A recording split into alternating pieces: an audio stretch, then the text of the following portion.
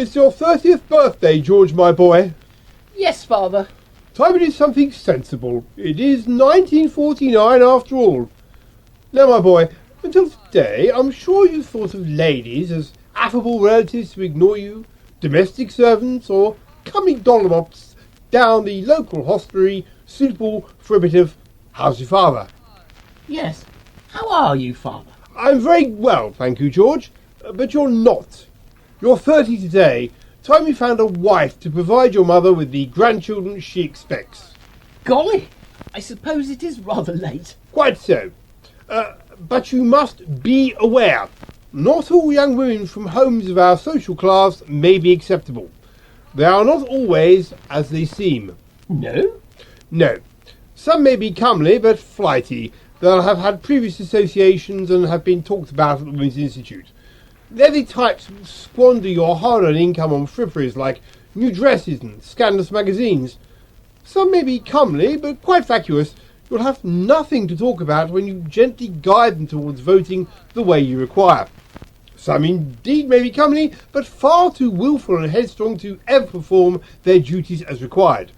They will insist on forming their own views and opinions on all manner of things. Gosh, Father, how will I know if they're right for me? You must first spend time talking to them. Question them about music and literature, whether or not they play tennis or go riding, their views on the offside rule and fiscal restraint methods such as the value of quantity easing and managing the household budget. You must also check for foreign relatives. You mean Australians? Sometimes, yes. The Irish, immigrants, that sort of thing. In your discussions, discover if they approve of blood sports, are kind to animals, or are far too indulgent of the poor and feckless. You mean listen to dance music on the light programme, that sort of thing? Precisely that type of alarm bell to be aware of. Check also they have sensible names like Elizabeth or Cecily, not something common like Julie or Karen. Or continental like Maria, Colette or Helga? Precisely, George. That's the ticket. Oh, and make sure they're Church of England, as Roman Catholics have some rather strange views on the nature of the Trinity and baptising children into their cult. And what about nonconformists, Father? On a case-by-case basis, my boy. If from a wealthy family and privately educated, I should see no impediment.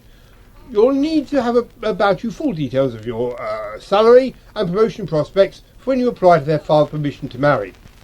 But you're my employer, Father. I know, jolly convenient. Luckily, our family firm of lawyers is well known in the town. Why, it's my business partner, Mr. Jeffries. Ah, Henderson. George. Hello, sir. What a stroke of luck you were passing. Indeed, Henderson. I suddenly realise I don't yet have a suitable son-in-law. How inconvenient. You have a daughter called Elizabeth, do you not? Yes, over there. Have you met Elizabeth, George? No, I have not. Good day, Elizabeth. Well, that's settled then. Jeffries, shall we book St Jude's for the 3 p.m. on Saturday? I'll have Mrs. Jeffries telephone the vicar first thing tomorrow. Now, George, step to it. Not a moment to lose. Oh, I say, Elizabeth, do you like blood sports?